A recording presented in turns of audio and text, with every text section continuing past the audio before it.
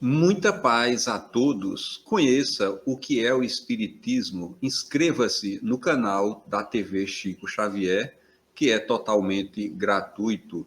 Deixe o seu like, compartilhe os nossos vídeos. Conteúdos genuinamente espírita. Aconteceu. E certamente nós já vivenciamos muitas situações em que nós, sim, possamos ter prejudicado alguém. Ou talvez a pessoa entende que nós as prejudicamos e às vezes nem aconteceu. Mas existe sim, né, no nosso passado, alguns débitos. Porque se não houvesse, nós já não necessitaríamos de estar reencarnados no mundo como a Terra, que é um mundo de expiações e provas. Nós já teríamos evolução suficiente para habitar outros mundos melhores. Se nós estamos reencarnados aqui, é porque nós ainda temos muita coisa a resgatar. E quando a gente fala em resgatar, nós não estamos falando de punição de Deus. Não, nós estamos falando de reparação com a nossa própria consciência. Porque o que nos cobra é a lei divina que está aqui gravada, né? Na nossa mente, no nosso inconsciente, na consciência. Essa lei é que nos cobra os reajustes daquilo que a gente fez, né? Dos erros do passado. Então, esses inimigos, eles muitas das vezes, eles são espíritos com os quais nós convivemos no passado e que hoje, estando no mundo espiritual e nos descobrindo aqui na matéria, eles querem exigir de nós uma cobrança. Eles querem nos cobrar por algo que nós devemos a eles. Essa cobrança, ela tanto pode ser de algo que eu tenha feito ainda aqui nessa existência.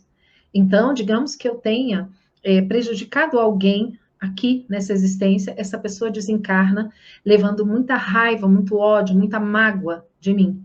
Ele possivelmente pode se tornar um espírito a me obsidiar, um espírito que venha cobrar de mim o mal que eu, né, fiz, que eu pratiquei em relação a ele. Ou também podem ser espíritos de outras reencarnações que não esquecem, não perdoam e que ficam cobrando de nós. Eu me recordo de um caso que é emblemático, que é um caso narrado pelo nosso irmão Divaldo Franco. Ele narrava, né, quando estava aqui conosco, que ele falava daquele espírito que o obsediou durante quase toda a sua existência, que ele chamava de máscara de ferro. E ele conta que esse máscara de ferro, ele fazia todo o possível para destruir a vida do Divaldo.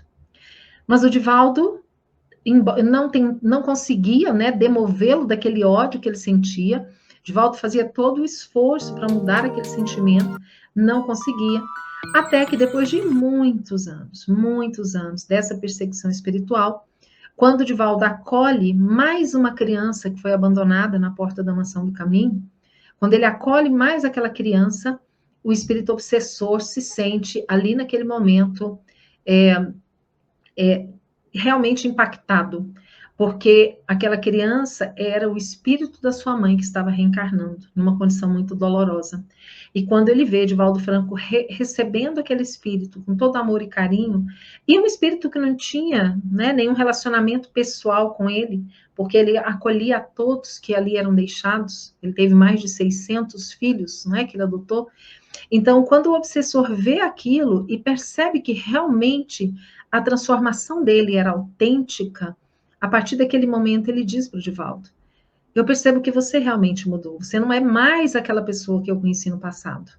Eu ainda não consigo te amar, mas a partir de agora eu não mais tentarei te prejudicar. Pelo contrário, eu ficarei ao seu lado para que eu possa aprender sobre isso que você diz e que te transformou, que é capaz de transformar. Então, é um caso lindo, né, de um processo obsessivo que durou tantos anos e que terminou de uma forma muito bonita, com o perdão. E existem várias obras, né, obras ditadas pelo espírito André Luiz, pela mediunidade Chico Xavier, ditadas por Bezerra de Menezes e outros espíritos, que falam dos processos obsessivos. Isso, claro, sem falar na obra de Kardec também, né, especialmente no livro dos médiuns, o Céu e o Inferno, com os relatos dos espíritos. Então, nós temos uma vasta literatura que fala sobre esse assunto.